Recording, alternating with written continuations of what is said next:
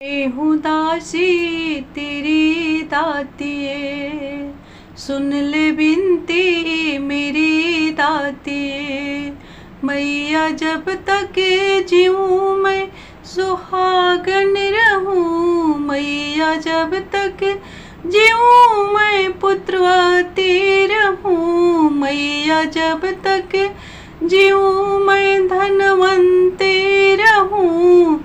मुझको इतना तू वरदान दे, मुझको इतना तू वरदान दे। प्रेम से बोलिए सच्चे दरबार की जय, जगत जननी जगदम्बा की जय, माँ शैलपुत्री मैया की जय। प्रिय दोस्तों, मैं मीतू शुक्ला SPM ब्लॉग में आप सभी का स्वागत करती हूँ। सबसे पहले मेरे जितने भी व्यूअर्स हैं, सब्सक्राइबर हैं, उनको नव वर्ष की ढेरों सारी बधाइयाँ एवं शुभकामनाएं, क्योंकि हिंदू नव वर्ष आज ही से शुरू होती है। चैत्री नवरात्रि का पहला दिन माँ शैलपुत्री का आज दिन है। तो जानेंगे कि माँ शैलपुत्री का नाम शैलपुत्री क्यों पड़ा, माता पराम्बा शक्ति शैलपुत्री के नाम से क्यों जानी गई, और इनकी कथा क्या है और इनकी महिमा क्या है, माँ कौन से वरदान प्रदान करती है। तो बने रहिए मेरे साथ मेरे वीडियो में। प्लीज़ मेरी वीडियो अच्छी लगती है तो वीडियो को लाइक करेंगे, चैनल को सब्सक्राइब करेंगे, बेल आइकन को प्रेस करेंगे, जिससे मेरी वीडियो का न्यू नोटिफिकेशन सबसे पहले आप सभी के पास पहुँचे।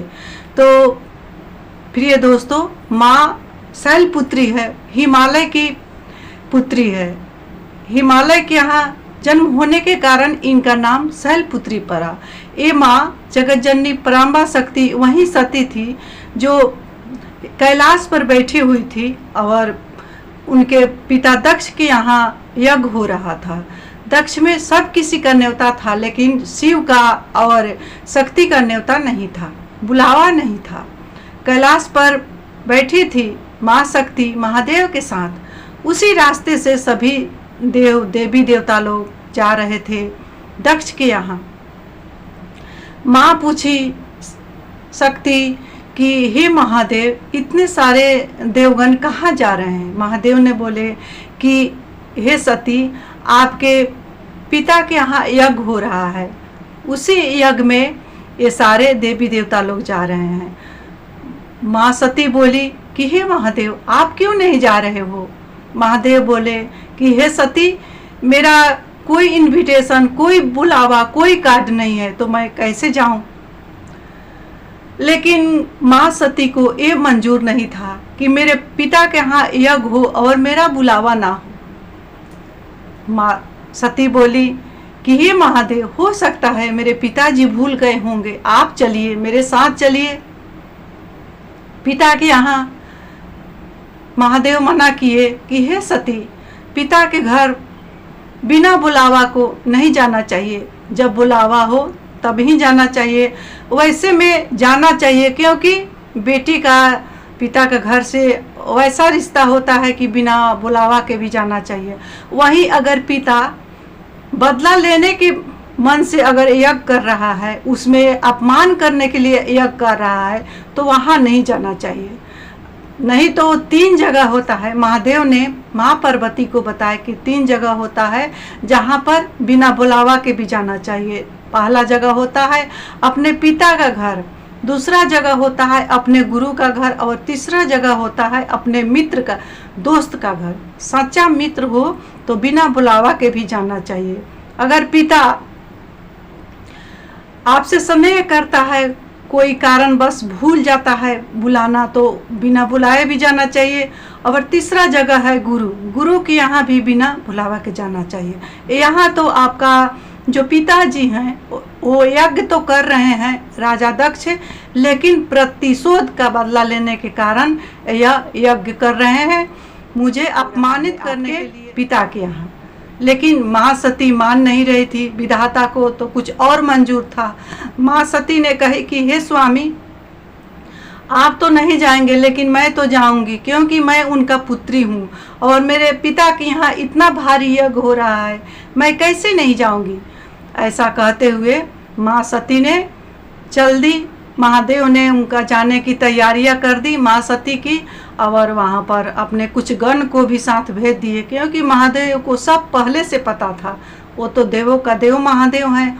माँ सती चली, जब वहाँ गई तो माँ सती ने देखा कि सभी देवी देवता का भाग है, लेकिन महादेव का कोई भाग नहीं है।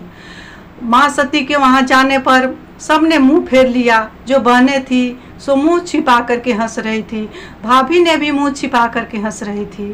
पिता ने भी देखा तो तिरस्कार के नज़र से माँ सती को देखा, लेकिन वही माँ जो थी से माँ ने गले से लगा लिया सती को और बोली कि पुत्री आ गई, तुम बैठो।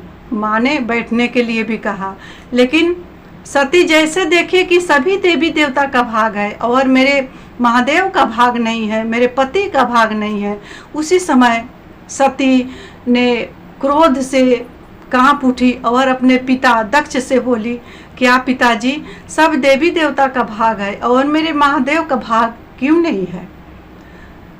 दक्ष ने अपमान भरे शब्द में बोला कि उसका मैं भाग कैसे रखूं? वो तो नगन है, धड़ंग है, भिखारी है, उसका कोई भाग नहीं है, मेरे यहाँ उसका कोई भाग नहीं रहेगा। तुम एक भिखारी से शादी कर ली हो और बिना बुलाए मुंह उठा करके आ गई हो, इसलिए मैं उस भिखारी को अपने यज्ञ में नहीं शामिल किया, नहीं निमंत्रण दिया था, फिर भी तुम आ गई। इस तरह से जब अपमान सुनी सती ने तो दक्ष से बोली, हे पिताजी, आज मुझे बहुत गलानी हो रही है कि मैं आपका पुत्री हूँ, मैं इस गलानी लेकर के अब और नहीं जी सकती हूँ। इसी तरह कहते हुए माँ सती ने हवन कुंड में कूद गई, जहाँ यज्ञ हो रहा था, यज्ञशाला का हवन कुंड में कूद गई और वहीं कूद करके अपना प्राण दे दी। उसके बाद सारे देवी देवता लोग हाहाकार मच गया। यहाँ पर महादेव को जितने गण गए थे माँ सती के साथ आकर के बताए। महादेव ने वीरभद्र को भेजा और बोला कि अपने जटा निकाला, बाएं अंग से जटा ने उत्पन्न किया और बोला कि हे वीरभद्र, जाओ तुम दक्ष का यज्ञ को तहस नहस कर करके आना। और इतना ही नहीं, वो ज़्यादा जिद करे थे उसका सर भी काट देना। इस तरह से महादेव ने वीरभद्र को भेजा और आकर के दक्ष का यज्ञ को तहस नहस किया वीरभद्र ने और दक्ष का सर भी काट दिया। इतना ही नहीं, जितना देवी देवता लोग था सबको किसी का हाथ कटा, किसी को चोट लगा। इस तरह से तहस नहस होते देख दक्ष का जो यज्ञ था उसको तहस नहस होते देख करके सारे देवी देवता लोग भाग खड़े हुए। अब महादेव ने पूरा वियोग में सारे सृष्टि कांपने लगा। महादेव को इतना वियोग हुआ कि इतना दुखी हुए कि वहाँ गए यज्ञशाला के पास और जली हुई चिता को लेकर के सती का पूरे ब्रह्मांड में घूमने लगे। उस समय न दिन होता था न रात होता था, सारे सृष्टि में हाहाकार मच गई। अब जगत के पालनहार विष्णु भगवान ने देखा कि इनको कैसे मोह से निकाला जाए। महादेव को के देव महादेव इतने मोहित हुए हैं पत्नी के वियोग में। अपने चक्र से महादेव ने थोड़े थोड़े थोड़े थोड़े अंग काटते हुए महादेव को इस वियोग से निकाले और यही जहाँ जहाँ खंड पड़ा 51 खंड में 51 शक्तिपीठ हुई और इसी तरह महादेव को अपने पत्नी का वियोग से निकाले। फिर महादेव ने चले गए तपस्या में। उसके बाद तपस्या को खुलने के बाद ये यहाँ पर सती का जैसे दहन हुआ उधर हिमालय के यहाँ उत्पन्न हुई और उनका नाम पड़ा शैलपुत्री। शैलपुत्री तपस्या करते हुए महादेव को पाली और महादेव से फिर उनका शादी हुआ। ये माँ शैलपुत्री सफ़ेद रंग के बैल पर सवार है। माँ की वर मुद्रा है जो भक्त को अभय वर प्रदान करती है। माँ का 2 भुजा है, एक हाथ में त्रिशूल है और एक हाथ में माला है। तो माँ अपने भक्तों को उसी तरह रक्षा करती है जैसे माँ अपने बच्चों की रक्षा करती है। तो ये कथा को अवश्य सुने क्योंकि ये पहला दिन का कथा है। कथा को सुनना चाहिए। अगर आप नवरात्रि करें या ना करें, पूजन करें या ना करें, लेकिन ये कथा का बहुत ही महत्व है क्योंकि ये शिव महापुराण के अनुसार जो भी ये सती और शिव का विवाह का प्रसंग सुन लेता है, सती दहन का कथा सुन लेता है, उसके दाम्पत्य जीवन में कभी वियोग नहीं आता है, उसका दाम्पत्य जीवन हरदम खुशियों से भर देता है। वही शैलपुत्री मैया बहुत ही दयालु है। ये माँ सब कुछ देने में समर्थ है। ये माँ को अवश्य ही भोग में अर्पण करना चाहिए। नित्य दिन ये नीम के पत्ते हैं, इनको अवश्य ही अर्पण करना चाहिए, क्योंकि चैत्री नवरात्रि स्वास्थ्य के दृष्टिकोण से भी देखा जाए तो ये शुभ माना जाता है, क्योंकि ये जो नीम के पत्ते हैं आरोग्य के दृष्टिकोण से भी अगर एक पत्ते माँ को अर्पण किया जाए और उसी पत्ते को प्रसाद के रूप में ले लिया जाए तो अवश्य ही माँ आरोग्य प्रदान करती है। तो प्रिय दोस्तों, इसी के साथ मैं अपने वाणी को विराम देती हूँ।